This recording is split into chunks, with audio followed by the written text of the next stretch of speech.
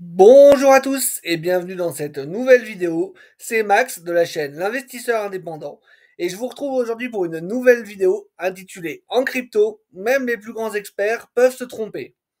Donc cette vidéo fera partie intégrante de ma série de vidéos que je vous sors depuis quelques semaines sur ce que j'ai appris sur le marché crypto depuis le début 2025. Et donc aujourd'hui, on va encore parler de ce début d'année qui a été extrêmement difficile, alors que tout le monde s'attendait à une explosion du marché crypto sur le premier trimestre, voire même le premier semestre. On a eu exactement tout l'inverse. À défaut d'avoir une alt season, on a des actes qui se sont fait saigner très fortement, très lentement, un Bitcoin qui a bien baissé, qui a bien rangé avant maintenant de repartir un petit peu à la hausse. Et donc on va voir aussi dans l'avenir ce qui nous attend pour les prochaines semaines et prochains mois. Mais on va se concentrer sur ce qui s'est passé en tout cas depuis le début de l'année.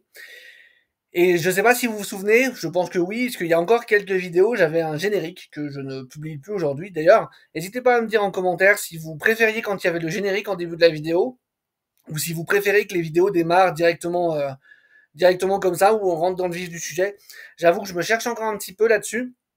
L'idée, c'est toujours de faire en sorte que cette chaîne soit de plus en plus connue, que je gagne en notoriété et en abonnés, et que j'augmente également le watch time. Donc, je me cherche un peu, je teste un peu, et je vous annonce qu'il y aura probablement des prochains changements aussi à venir dans les prochaines semaines, prochains mois, au niveau du montage. Vous allez voir des choses très différentes par rapport à ce que je fais encore actuellement. Et voilà, je vous en dis pas plus, vous verrez ça dans les prochaines semaines. Donc, pour revenir au sujet de la vidéo, donc c'est vrai que sur ce début d'année, comme ça a été extrêmement compliqué, on entendait un petit peu partout de la part de monsieur et madame tout le monde que le bull run était terminé et que ça y est, on repartait en bear market. Donc après ça, c'est dans des tendances de marché un peu compliquées de la part de monsieur et madame tout le monde, on l'entend quand même assez régulièrement, donc bon, il n'y a pas de quoi s'alarmer non plus. Par contre, on a eu d'autres personnes que monsieur et madame tout le monde qui se sont manifestés avec les mêmes convictions. Et notamment des gros youtubeurs très suivis, notamment sur la sphère francophone. Je parle de ceux que je connais. Hein. Peut-être qu'aux US, il y en a eu aussi, mais comme je maîtrise moins, je peux pas trop vous en parler. Je vais pas citer de nom, hein, c'est pas le but de la vidéo. L'idée, c'est d'aborder en fait un petit peu tous ces gens-là qui ont donné leurs avis, parfois à tort, parfois à raison, et on va voir un petit peu ce qui s'est dit par la suite, et ce qu'il y en a qui sont revenus en arrière. Et du coup, le sujet de cette vidéo, c'est, comme je vous disais à chaque fois dans mon générique, je vous disais de ne faire confiance à personne. Et l'objectif, c'est de vous rappeler encore une fois que effectivement, il n'y a que vous qui pouvez prendre les bonnes décisions par rapport à votre argent. Parce qu'en fait, vous basez sur les prédictions, sur les théories de qui que ce soit, peut vous emmener en fait à prendre de mauvaises décisions et peut vous emmener droit dans le mur. Puisque même les plus grands experts, et c'est vraiment ce qu'on va voir dans cette vidéo, on va parler principalement d'un expert sur le marché crypto qui a admis lui-même s'être trompé sur sa prédiction, peuvent se tromper. Et si vous suivez, vous, aveuglément ces gens-là, eh ben, ils peuvent vous amener à prendre de très mauvaises décisions, c'est-à-dire vendre quand on est quasiment sur un sentiment de marché au plus bas. Et puis quand le marché repart, vous dire putain merde, c'était une connerie et racheter du coup beaucoup plus haut. Et donc lisser votre prix d'achat à la hausse, augmenter votre risque au niveau du prix d'achat. Et derrière, risquer encore de se prendre le mur de la fin de la période d'euphorie si jamais elle finit par arriver et de vous taper le bear market encore tout le long pendant les 3-4 prochaines années quand il arrivera. Voilà. Donc je vais vous retrouver directement sur un article et on va parler de l'expert en question dont on va parler dans cette vidéo pour vous le présenter, voir ce qui a été dit. Et puis donc, du coup, je vous retrouve tout de suite sur un article de Cointelegraph pour voir de qui on parle. Voilà, donc je vous retrouve sur cet article de Cointelegraph qui est donc titré Bitcoin, le sommet du cycle haussier aurait déjà été atteint d'après le PDG de CryptoQuant. Et donc ça a été publié le 21 mars 2025. Donc pour ceux qui ne savent pas ce que c'est CryptoQuant, juste après avoir lu l'article, je vous présenterai qu'est-ce que c'est cette entreprise, afin que vous puissiez comprendre que le PDG de CryptoQuant, c'est pas Joe le rigolo. Hein. On a vraiment un des plus grands experts de l'analyse on-chain qui s'est positionné en mars 2025 pour dire que le bull run était fini et qu'on repartait en bear market. C'est pas n'importe qui. Donc, que nous dit cet article? Donc, l'analyse de Ki Yong-ju remet profondément en question les outils traditionnels d'interprétation du marché du Bitcoin, notamment l'activité on-chain des particuliers. Alors que certains maximalistes continuent d'attendre un afflux massif d'investisseurs particuliers pour valider le sommet du cycle haussier du Bitcoin, la réalité semble bien différente. Selon Ki Yong-ju, PDG de CryptoQuant, ces investisseurs seraient déjà présents, mais de manière moins visible. Cette remise en question du timing du bull run par une figure respectée de l'analyse on-chain relance le débat sur la phase actuelle du marché. Les signaux trompeurs du marché on-chain. Ki Yong-ju a récemment mis en garde contre une mauvaise interprétation courante dans la communauté Bitcoin. D'après lui, l'idée que le cycle n'est pas terminé simplement parce que l'activité on-chain des particuliers est absente doit être reconsidérée.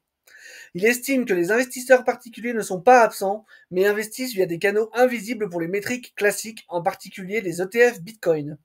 Cela rend la cartographie de leur activité plus complexe, car cela ne se reflète pas dans les données on-chain, explique-t-il. Cette analyse se fonde notamment sur un chiffre clé. Selon CryptoQuant, 80% des flux entrants dans les ETF Bitcoin Spot proviendraient d'investisseurs particuliers. Alors ça, effectivement, c'est vraiment une donnée importante, hein, puisqu'aujourd'hui, en fait, quand on va regarder un petit peu les flux d'achat via les ETF, que ce soit sur les ETF Spot, BTC ou Ether, on nous dit BlackRock a acheté, Fidelity a acheté. Ce qu'il faut bien comprendre, c'est qu'effectivement, c'est bien BlackRock et Fidelity qui achètent, mais ils achètent pour le compte de leurs clients particuliers. C'est pas eux qui décident d'acheter eux-mêmes du Bitcoin pour eux-mêmes. Ils achètent parce que ils ont des gens, des investisseurs particuliers qui veulent acheter via leurs ETF. Voilà. Donc cette donnée observée depuis octobre dernier par les analystes de Binance s'est renforcée depuis le lancement des ETF Spot début janvier 2024. Ces derniers ont déjà attiré plus de 35,88 milliards de dollars de flux cumulés. Ce basculement vers les ETF aurait fait sortir les capitaux des portefeuilles et exchanges traditionnels, brouillant les indicateurs. Le bull run du Bitcoin est déjà terminé, la thèse controversée de Ki Yong-ju. Le 17 mars, Ki Yong-ju avait déjà suscité le débat en affirmant que le cycle haussier de Bitcoin est terminé. Il justifie ce changement de ton par la raréfaction des nouvelles liquidités sur le marché, en grande partie liée à des facteurs macroéconomiques. Il insiste également sur le fait que malgré son optimisme passé, les signaux sont désormais clairs. Parallèlement à cette analyse, les indicateurs de sentiment confirment une baisse d'enthousiasme. L'indice crypto Fear and Greed est retombé à 31 dans la peur contre 49 neutre la veille. Ces éléments invitent à repenser la chronologie classique des cycles de marché.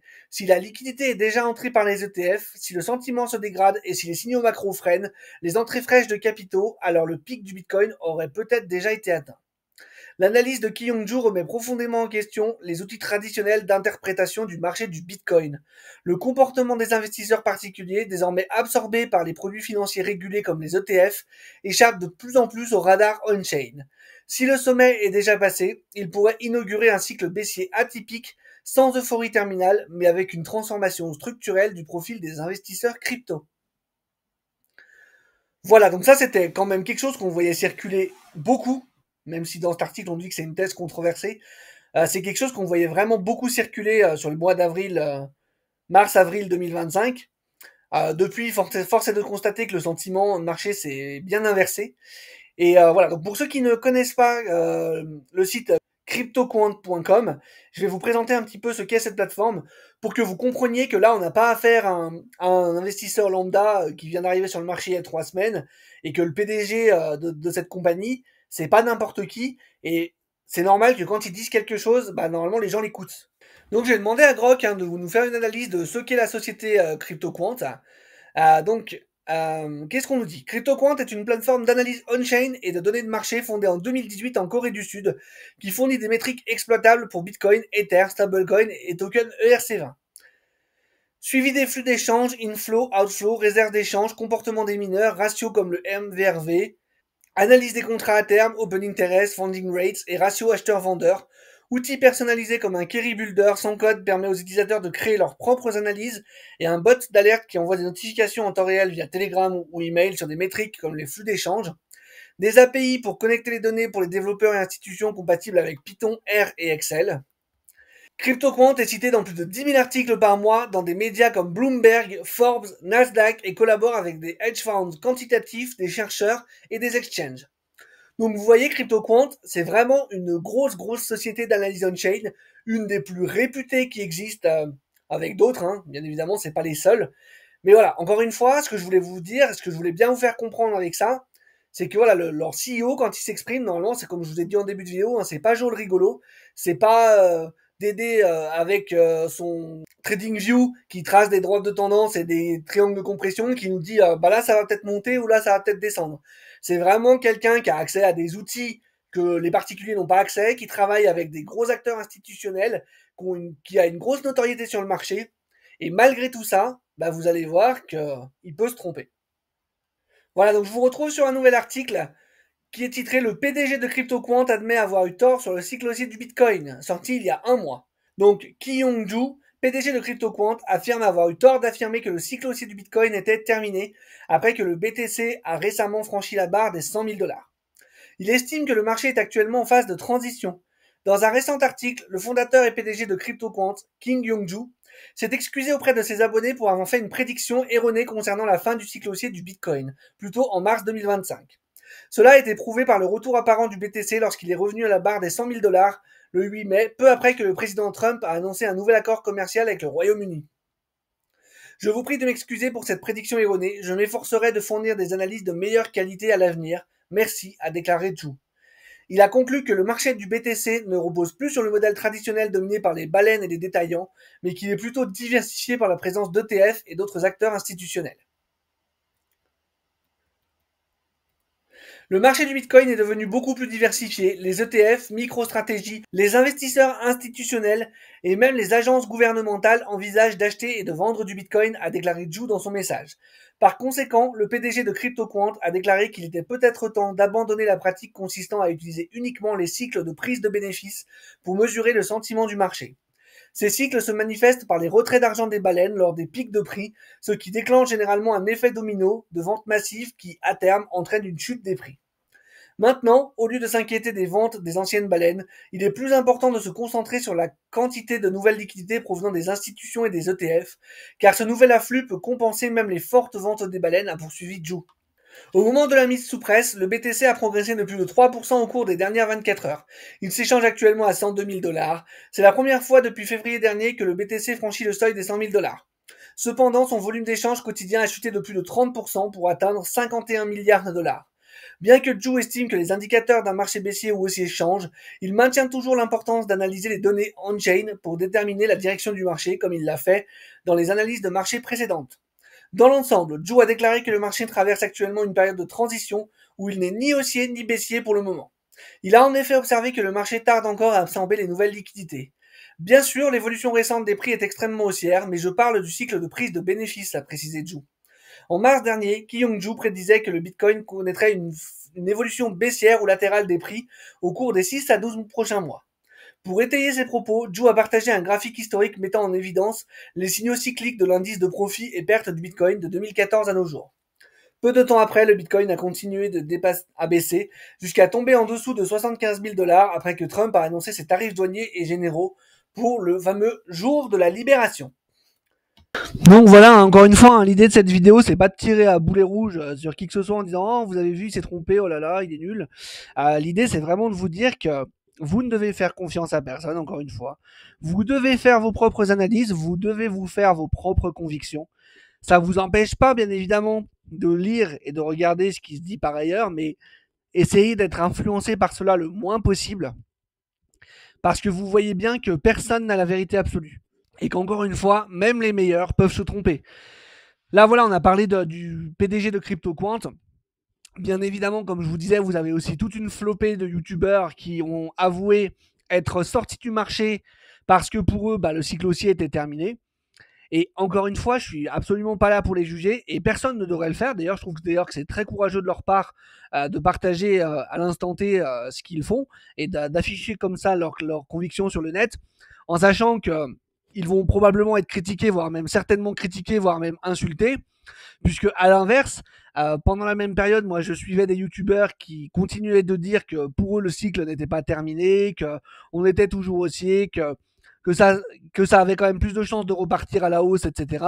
Et ces gens-là se faisaient insulter du matin au soir parce que des gens leur disaient que c'était des hypocrites, que c'était des menteurs, qu'ils envoyaient leurs abonnés à l'abattoir, etc., etc.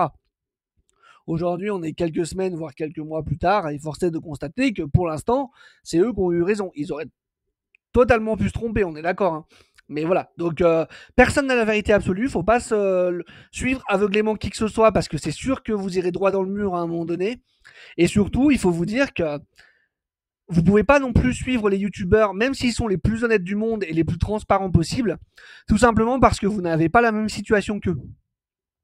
Vous suivez peut-être des youtubeurs qui sont là depuis des années, qui font des vidéos, qui ont des communautés, qui ont certainement des centaines de milliers d'abonnés, voire même des centaines de milliers d'euros, voire plus de revenus par année. Et vous avez peut-être, je sais pas, 5000 balles investies en crypto, ce qui est, voilà, tout à fait honorable. Il n'y a pas de petits montants et je suis pas là du tout pour juger ça. Mais vous devez comprendre que le youtubeur qui lui gagne 500 000 euros à l'année et qui a peut-être, je sais pas, 2 ou 3, 4 ou 500 000 euros justement investis sur le marché des cryptos, il va pas prendre les mêmes décisions que vous qui avez 5 000 euros d'investis.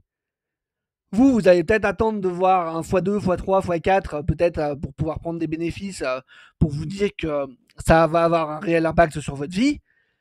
Si le youtubeur en question que vous suivez, lui, il a 500 000 euros investis et qu'il a pris, j'en sais rien, moi, 50% sur ces 500 000 euros, et que pour lui, à ce moment-là, il juge que selon sa situation et sa gestion de risque et son niveau de risque qu'il est prêt à prendre, la meilleure décision pour lui, à l'instant T, c'est de vendre. Et ben, c'est pas parce que c'est sa meilleure décision à lui, et c'est peut-être bien la meilleure chose qu'il avait à faire à ce moment-là, mais c'est pas parce que lui, à ce moment-là, c'était la meilleure chose qu'il avait à faire, que c'est aussi la meilleure chose que vous avez à faire. Parce qu'encore une fois, vous n'avez pas le même patrimoine, vous n'avez pas les mêmes objectifs, vous n'avez pas la même tolérance au risque, et vous n'avez pas le même plan d'investissement, en fait, tout simplement. Et vous pouvez pas juger qui que ce soit en disant ah lui il est trop nul, il a dit que c'était le top de marché, il a vendu en mars, alors que moi je savais très bien que c'était pas fini, il s'est trompé, boulala, je vais aller lui dire il s'est trompé, bouh t'es nul, tu t'es trompé. Non, parce que peut-être que lui à ce moment-là, la meilleure décision à prendre encore une fois par rapport à sa situation, c'était de vendre. Voilà. Et c'est ni bien ni mal, c'est juste la meilleure décision qu'il avait à prendre pour lui. Et c'est pas parce que c'était la meilleure décision qu'il avait à prendre pour lui que c'est forcément la meilleure décision à prendre pour tout le monde. Puisque tout le monde est différent. Et chacun doit avoir sa propre responsabilité et doit savoir prendre ses propres décisions en fonction de sa situation personnelle et de ses objectifs personnels. D'où encore une fois l'importance de ne pas suivre aveuglément qui que ce soit et de ne faire confiance à personne. Voilà, bah écoutez, on arrive à la fin de cette vidéo. J'espère qu'elle vous aura plu. Si c'est le cas, n'hésitez pas à la liker. Si vous connaissez des gens qui pourraient être intéressés par ce type de contenu, n'hésitez pas également à partager la vidéo. N'hésitez pas à me dire en commentaire si vous avez un petit peu paniqué sur ce début d'année ou si vous étiez resté confiant droit dans vos bottes et dans votre stratégie pour la suite du cycle. Si vous n'avez pas encore acheté vos premières cryptos sur le marché, que vous ne savez pas comment faire, que c'est un marché qui vous fait peur, vous avez le premier lien en description qui vous permettra de télécharger mon guide offert où je vous montre pas à pas comment acheter vos premières cryptos, que ce soit de manière centralisée ou décentralisée. Donc n'hésitez pas, c'est vraiment le premier lien en description et c'est gratuit. Là-dessus, je vous prépare d'ailleurs quelques surprises encore une fois qui vont arriver dans les mois à venir puisque ce guide n'a pas eu un franc succès, je trouve, auprès de la communauté. Donc je vous prépare des nouveaux produits gratuits qui devraient vous amener pas mal de valeur et qui, je pense, devraient vous plaire, que ce soit sur le marché crypto ou sur le marché traditionnel. Je suis en train de travailler dessus en ce moment, ça me demande pas mal de boulot, donc mais ça va venir, vous inquiétez pas. N'hésitez pas également, si vous vous abonnez, à activer la petite cloche pour ne pas manquer la sortie des prochaines vidéos. Voilà, en tout cas, moi j'espère vous retrouver sur une prochaine vidéo pour vous aider à vous aussi devenir un investisseur indépendant. Et je vous dis allez, ciao, à la prochaine!